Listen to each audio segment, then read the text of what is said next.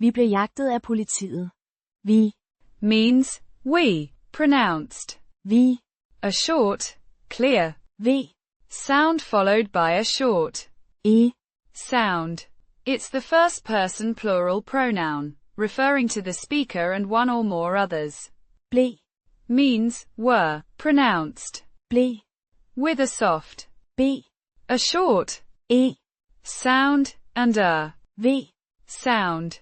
It's the past tense plural form of the verb være. to be, indicating the action happened in the past and involved multiple people. Jagtet Means chased or hunted. Pronounced yah-tet. with a long A sound, a short E sound, and a T sound. It's the past participle of the verb at jagte.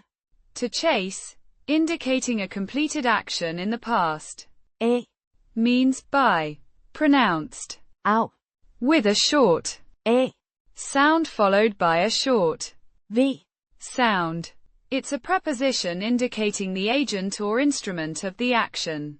Politiet. Means the police, pronounced Politiet. with a long O sound in, på a short E sound in, li a long E sound in, ti and a short et. sound.